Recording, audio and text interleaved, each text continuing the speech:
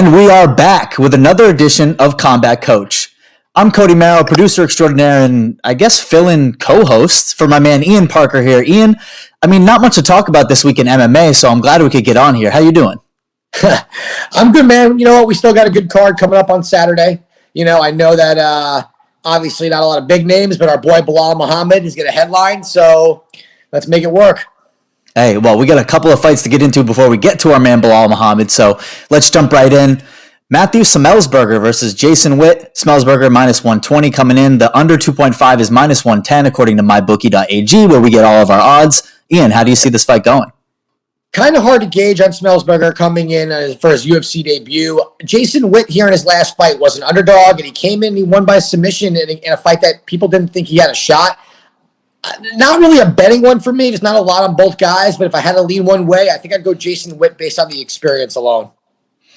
Jason Witt coming across there, minus 110 for all you bettors out there. Next, coming up, Jinyu Fry, plus 155 against Gloria De Paula, minus 190. Ian, where do you see it? I like Gloria De Paula here at minus 190. I would even bet her as high as minus 210. I think she's going to run through Fry. Fry has experience from Invicta, but we've seen her last couple of fights in the UFC. It's just not there, and De Paula looks like the real deal. I expect this fight to not last very long. This is one of those fights with women that we don't need to bet the over. Take De Paula, you'll win money on that one. And the over coming back at minus 360 there, so I think the bookmakers agree with you there, Ian. Yeah. Coming up in women's flyweight, Courtney Casey plus 120 against JJ Aldrich minus 150. Another one where the over 2.5 is a minus 435 tick from mybookie.ag. Ian, the floor is yours. Yeah, both fighters, not big finishers. However, this one kind of surprises me here. Aldrich is a good grappler, good cardio. Her stand-up's pretty good, but she's fighting someone, Courtney Casey, who's going to be the longer fighter, I think better technical striker. We've seen growth off her back with jiu-jitsu, so if the fight does go there, we've seen that submissions she's able to do it. I also think she's fought way higher level of competition here. So this is one of those situations where I actually like the underdog. And I think Courtney Casey, if she just kind of keeps her distance and uses her range, she should be able to pick apart Aldrich and win this fight by a decision. Well, and with our experience with our friend Kenny Florian, we know D1 soccer players are not to be picked against in the UFC. Next fight, Nasrat Haqparast, minus 430 against Rafa Garcia. Ian, is there any value at plus 330 there for Garcia? I don't think so. I think Nasrat's a good fighter. We saw him kind of stumble and come back. He's still young, but we've seen a lot of bright spots with him. I think it's tough for anyone who's green coming in and fighting him. Minus 430 is a lot of juice to lay, so if you're going to touch it, I don't mind throwing him in a parlay with 2 or 3 other guys to bring those odds down. But, yeah, I just don't see Garcia being able to get it done in this one. And interestingly enough, that's the one fight on this card where mybookie.ag does not have a round bet there available. So minus, you're looking at minus 430. Clearly, they don't want to be giving up any, juice at an under there. So, important point to note there from the bookmaker. Coming up next, Hani Yahya. Been a while since we've seen this name. Minus 300 versus Ray Rodriguez at a plus 240. Ian, do you agree here? This one's tough for me because, with Hani Yahya, what we know what we're getting out of him. We're getting pressure, jiu-jitsu extraordinaire. Cardio's pretty solid. His stand-up's gotten a little better. Rodriguez isn't a bad striker, so there is value if you think that he can keep the fight standing. It's just hard for me to see that yet when he hasn't fought someone with the same level of jiu-jitsu as Yahya, and he knows how to use it in MMA. So I'm going to pick Hani here, not at a minus 300. He's someone you could parlay with Nasrat if you want to go down that road. Love that. Coming up next, Charles Jourdain, minus 260 versus Marzello Rojo, coming in at plus 200. The under 2.5 there is minus 120 at the featherweight division. Where do you see this one? Yeah, that's tough picking an under like that when guys, in that weight class, not a lot of knockouts really do happen. I do think that Charles Jourdain should be able to get this done. I think he's a very talented guy. I think his last fight, he kind of maybe believed in his own hype a little bit, and that's why he didn't get the win. But Rojo's tough. I think these odds make sense. I like Jourdain here. So moving along next, fan favorite Angela Hill, minus 380 against Ashley Yoder, plus 305. I believe this is actually the second fight in this card that was a reschedule, one of those rebout mix-ups because of COVID. But Ian, the wait is finally over come Saturday. Where do you see this fight going? So far, the wait's almost over. This is around the same time last time where the fight got canceled. True. All right, so we broke this down a couple of weeks ago. I'm going to kind of give the same route. Nothing's really changed in my mind. Angela Hill is going to be the better striker. Okay. However, Ashley Yoder is going to have a much bigger advantage in the jiu-jitsu game on the floor, and her striking's pretty good too. She also comes forward. She's tough. She's not someone who's going to back down, and her striking is not that much less than Angela Hill. It's just Angela Hill's got more of a kickboxing background. Yoder's cardio is there. I think she's a smart fighter. I think she knows that if she'll be down a couple rounds, she's one of the only women in that division that know how to fish for submissions off their back religiously and could pull off an end of fight win. I think there's a lot of value here at plus 305. I'm going to go with Ashley Yoder. And you know what we always say on this show, Ian? Sometimes that juice is definitely worth the squeeze. And I think that's one here where Ashley Yoder plus 305 to kind of piggyback off your point. The over 2.5 there's minus 390. So as you said, if she's able to fish it out, submission third round, maybe Yoder by decision, you can pull some extra juice out of there if you want based on the insights that you just gave. So much appreciated to our fans. There you go. Now that we're on the main card here, we got a big fight with your boy, Eric Anders, plus 150 against Darren the Dentist Stewart, minus 180. Ian, we both have beautiful smiles. I mean, are we going with the dentist here, or are we going with your boy? I was just at the dentist yesterday, actually, so I'm going to stick with that situation. I just think that Darren Stewart here is the better overall fighter. I think with Eric Anders, we kind of know what we're going to get. We're going to get a guy with a power left. We're going to get a guy who's going to bull rush, try and get the fight to the floor if he can. And he gasses, usually early second. Strong kicks, good fighter. That fighting against Jocko, though, he kind of was exposed everywhere. And I just think Darren Stewart, coming off that fight with Kevin Holland, it was a split decision loss. He showed a lot of grit. His fight against Maki Pitolo, we saw the submission game out of him. I just think Stewart will be the better striker, better cardio, better submission game, more tools. I'm actually surprised it's only minus 180, so I do like Darren Stewart here. Would you also be surprised if I told you the over 2.5 was minus 220 in that fight?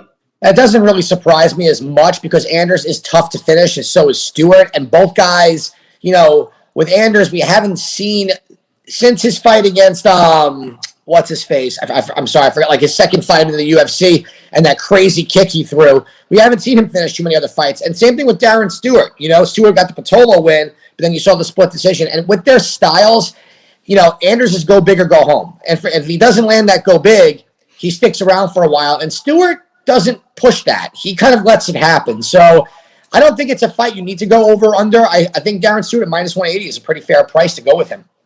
Well, and I think if you can't be finished by Thiago Santos, then yeah, the over looks pretty good there for Eric Anders. So moving along swiftly, Matthias Nicolau, minus 105 versus Manel Kape, minus 125. I mean, the odds say that this is fairly even. Ian, how do you see it?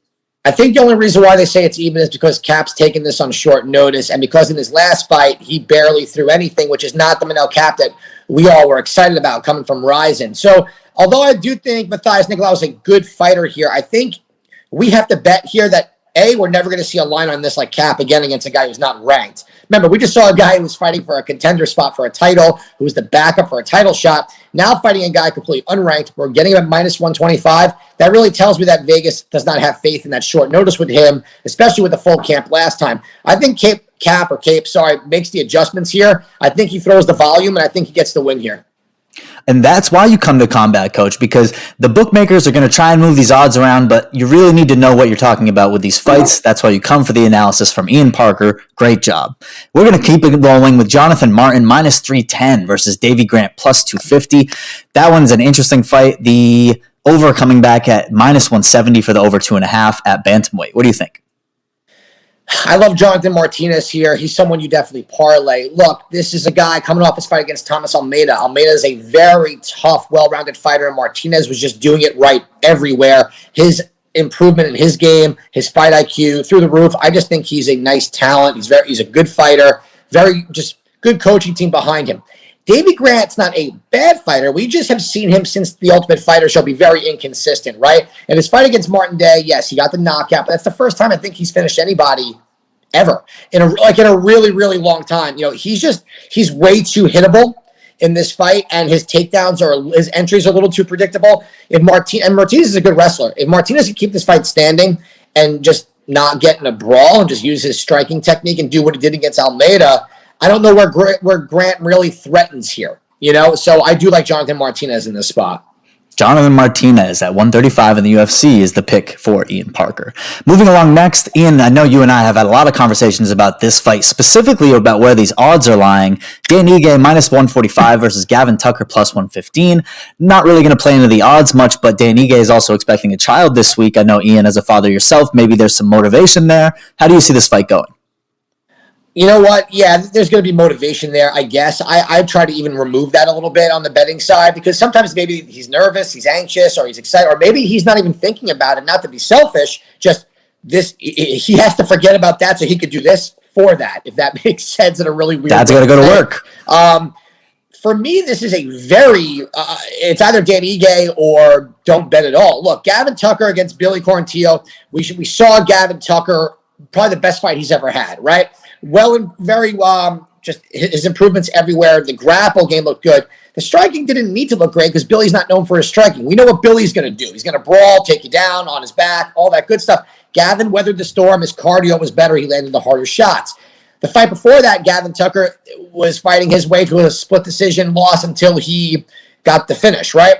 And if we remember back in 2017 against Rick Glenn, that was he lost. And there was one of those rounds was a 10-7. That fight should have been stopped. So we see that Tucker has weathered the storm in his career, found his rhythm, and now he's in for the fight of his life. For Dan Ige, who just fought, Calvin Kattar, thank you for the 5 rounds. You know, we saw in the first couple rounds, he was in it. You know, so what did we see? We saw that he fought possibly a top 3 striker in the division, didn't get knocked out, didn't get thrown for surprises, just Calvin Kattar's that good. In the fight with Barbosa, fighting a guy with the best leg kicks in the history of leg kicks, weathered an early knockdown, came back and beat him. I think Ige's pace is going to be too much for Tucker. I think his pressure is going to be too much. He is not a guy that's just going to lay on his back like Corontillo fishing for submissions. Ige will be on top the entire fight. I think minus 145 is a steal here. That's not taking anything away from Tucker. I just think that Ige, the level of competition, his style against a guy in Tucker is going to be too much. I like Dan Ige. Well, and I absolutely agree with you. And I think it's interesting that the toughness is being rewarded there by the odds makers. Over 2.5 is minus 260 from mybookie.ag. So they tend to agree with you there about Tucker. Coming up next in the light heavyweight division, where we know that the under 1.5 here, minus 140. There's going to be fist of flying. Misha Cirkunov minus 130 versus Ryan Spann plus 100. Might close as kind of a pick'em fight. Ian, where do you see this? For me, if Misha Cirkunov can't get this fight to the floor in the first minute and a half, he gets knocked out. That's just the way it works with Misha Cirkunov. He does not have a good chin. His striking is average. I like him. He's a nice guy.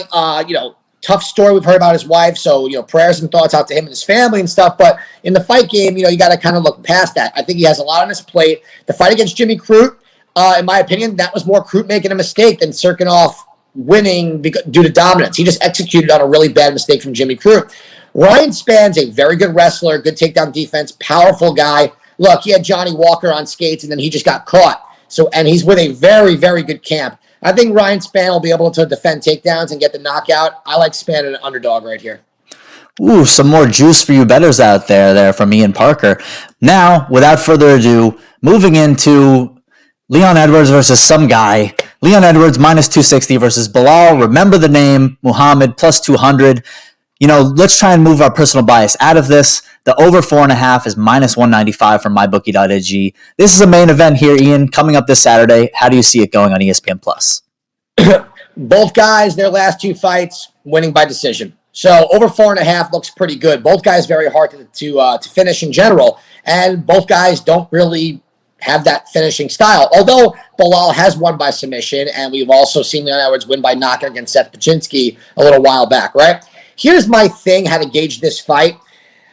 If Leon Edwards had continued his streak from 2019 after beating RDA, Rafael dos Anjos, we would probably be having a different conversation. At least I would be saying things a little differently. It's so hard to gauge on a guy overseas with not the most popular training partners in regards to like UFC level, being out for pretty much 2 years, going against a guy in Bilal who has a lot of training partners that we've heard of, all UFC caliber guys, someone who's been active, someone who's been getting better. Look, the fight against Lyman Good, what were we all expecting? Bilal to wrestle, Lyman to piece him up. Instead, we saw Bilal threaten the wrestle, be the better cardio fighter, and be the better striker, right? Against Diego Lima, same thing. We saw Bilal take a lot of calf kicks, which I'm sure Leon's paying attention to. Everyone keeps talking about the stupid freaking calf kick. In the meantime, on the last card, we saw like none, right?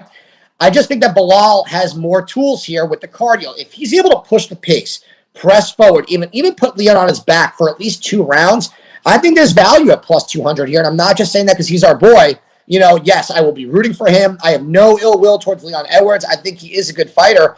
But it's just so hard, like literally as a capper, as an analyst, whatever you want to label me, to gauge what I'm looking at with Leon Edwards. Look, beating Gunnar Nelson to a split decision, which I went and rewatched that fight this morning.